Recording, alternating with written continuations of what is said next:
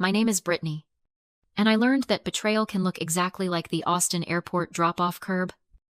Sticky with July heat. You'd think the most humiliating part of our congratulations family trip would be when my sister Rachel took my window seat. You'd be wrong. The most humiliating part is your mother, Linda, leaning across the passenger seat.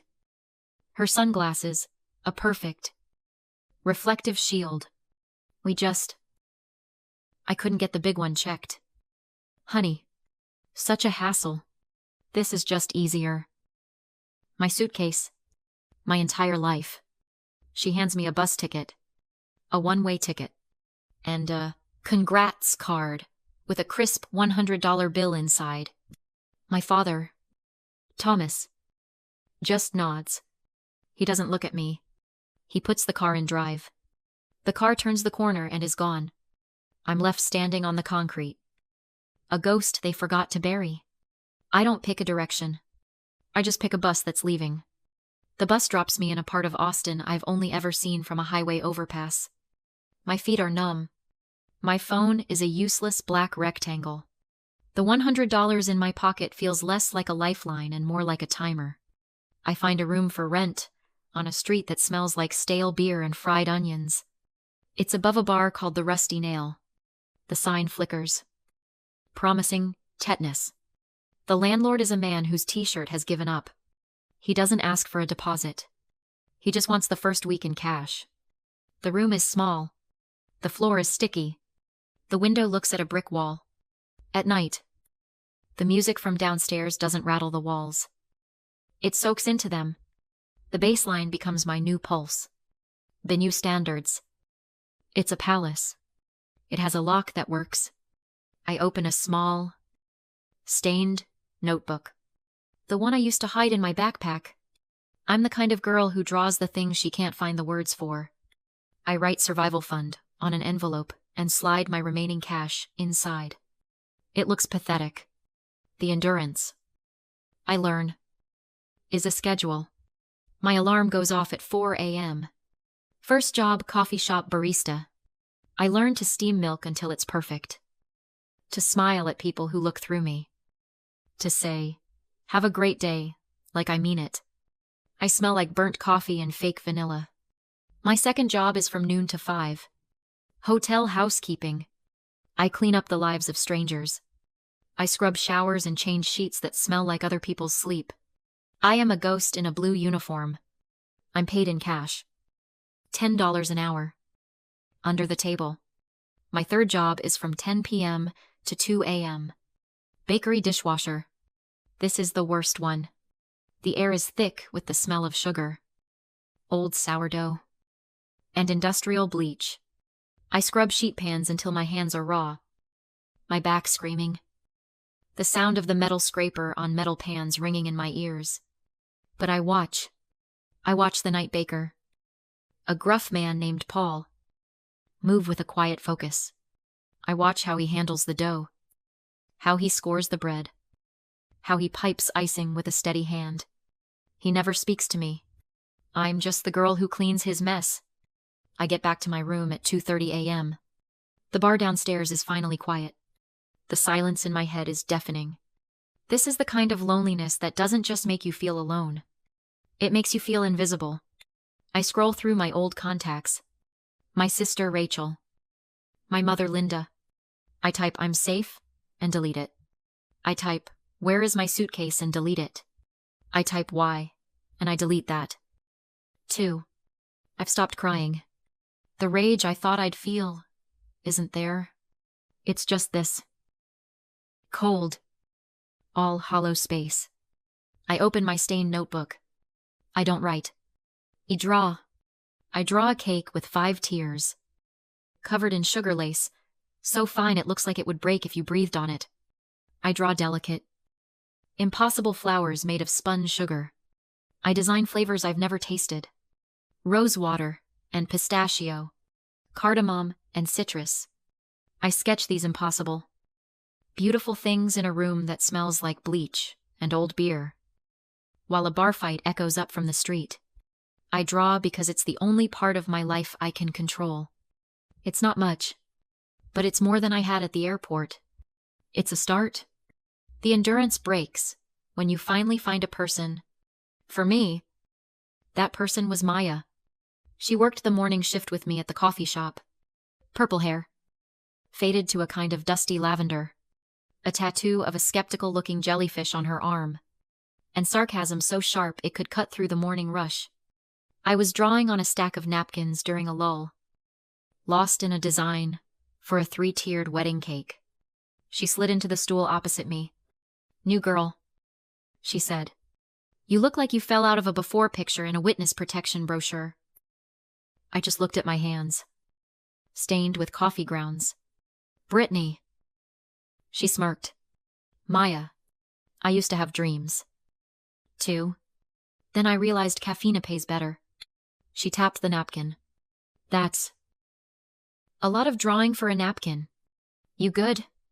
"Just messing around." "Ooh?" She squinted at the drawing. "That's a cake." "Right. Looks too complicated.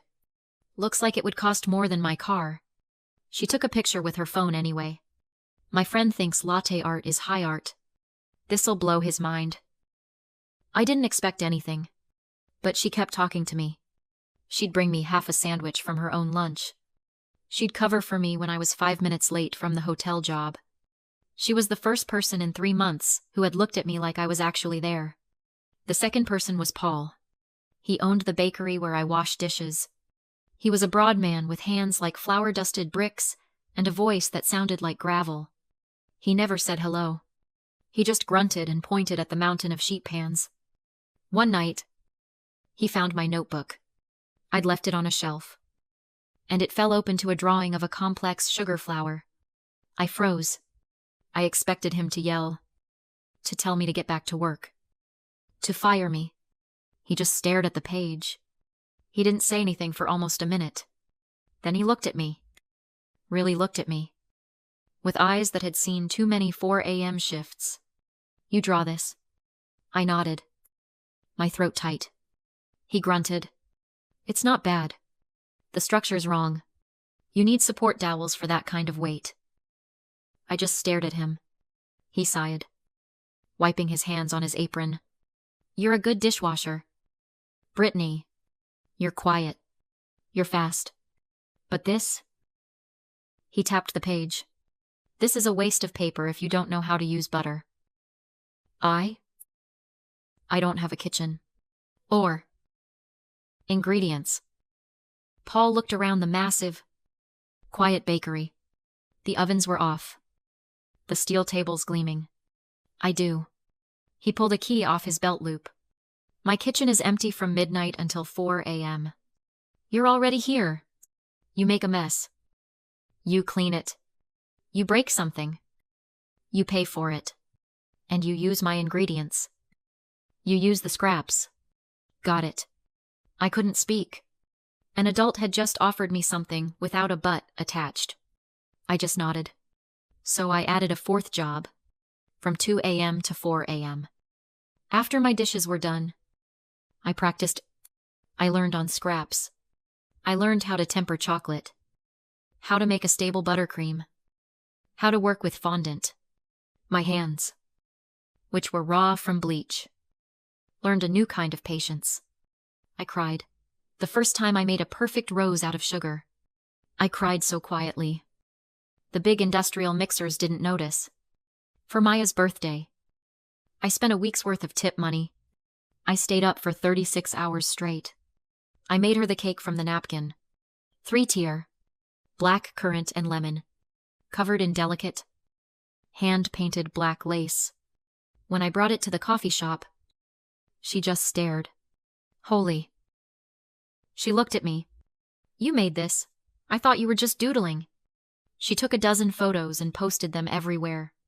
The caption was pure Maya. "My friend Brittany is a legit baking witch. Your cupcakes are basic. Fight me." I didn't think anything of it. It was just a cake. 2 days later, an email landed in the account I'd made just to apply for jobs. It was from a local event planner. Saw the cake on Maya's feed. "I have a client. Small anniversary party. They want that cake. Can you do it by next Friday? My budget is $300. $300. That was more than I made in a week of scrubbing toilets and washing pans. I almost said no. I lived above a bar. I shared a microwave with cockroaches. I was all hustle. No. Infrastructure. Maya read the email over my shoulder. Don't be an idiot. Say yes. Figure it out later. So, I said yes. I spent 3 nights in Paul's kitchen, fueled by stale coffee and terror. I delivered it in a cab I couldn't afford. The event planner handed me 3 crisp $100 bills. I walked out into the sunlight. It felt like a promotion. That night, I opened my stained notebook. On a fresh page, I wrote, "The Gilded Crumb." It wasn't a company. It was a dare. Momentum doesn't arrive like a lightning bolt. It shows up like a steady rain, finding the same path down a window, until there's a groove. The Gilded Crumb became my life. I rented a small, shared commercial kitchen space with the money I'd saved. No more hiding in Paul's bakery. He just grunted when I told him. Said, "About time. You were wasting my scraps." It was the nicest thing he'd ever said. Orders trickled in, then stacked. Local birthdays, small office parties. I was one person, doing the work of 5. Eating leftover buttercream for dinner, and sleeping in 4-hour shifts. That's when Ethan walked into the kitchen. He was there for a tasting for a client. Referred by the event planner, who gave me my first shot. He was tall, with a quiet smile, and eyes that actually listened. He ran a small food blog called Austin Bites. He didn't just taste the samples. He studied them. He asked about the cardamom. About how I got the buttercream so smooth. He looked at my rough sketches with a kind of care I wasn't used to. "You design like an architect," he said, tapping a drawing. "Most people just bake. You're building something." He blinked. "I'm just trying to make sure it doesn't fall over." He smiled. "That, too." He ordered a cake for his client. But he came back a week later with a camera. "I'm doing a series," he said, "on people who make things with their hands. We shoot it, cut it, give you the files. No charge. I think people should see how you work." I should have said no. I was allergic to attention. It still felt like a trap. But he had a kindness I wasn't afraid of. "Okay," I said. He spent an afternoon filming. He didn't make me perform. He just got close-ups of my hands piping, of the steam rising from the ovens, of the sketches pinned to my wall. He let the sound of the kitchen breathe. He titled the post, "The Baker Who Works in the Dark," and uploaded it to his blog. It got shared. Then it got shared again. By a national food account. The kind with millions of followers. My phone didn't just buzz. It screamed. It was a vibration that felt like the whole floor was shaking. The inbox, which used to get 2 emails a day, suddenly had 200. Orders. Questions. Praise from strangers in states I'd never visited. And then, one email made my stomach clench so hard, I thought I'd be sick. The subject line was, "Brand Collaboration Opportunity." It was from a woman named Emily. The email was slick. "Love your aesthetic. Brittany, your story is so authentic. We'd love to talk about a brand partnership." I didn't recognize the name. I almost deleted it. But I scrolled down to the signature. Emily. PR manager. Linda, my mother's last name, Realty. My mother's firm. My blood went cold. I reread the sentence. I clicked the link. And there she was. A smiling picture of Emily on my mother's corporate website. Our newest addition. I sat there. On a flour sack. The sound of the industrial fridge humming.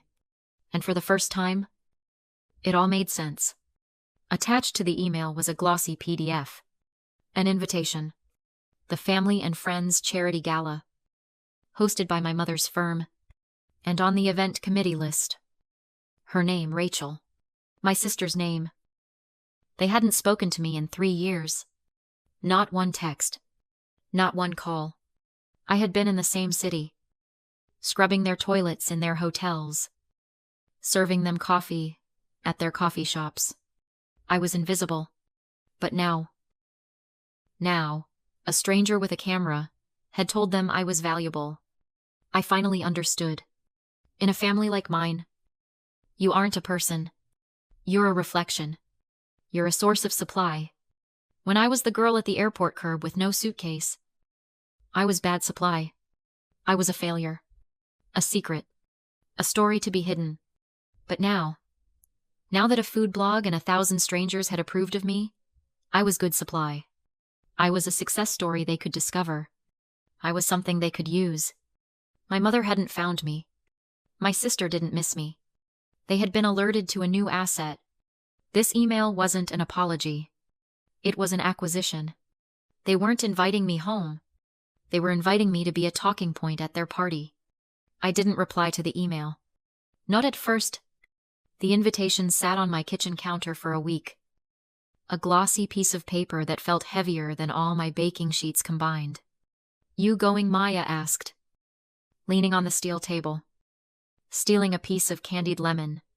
"I haven't decided." She snorted. "Liar, you're trying to decide how you're going. Are you going to show up humble? And quiet? And grateful? Like the little lost girl they found? Maybe."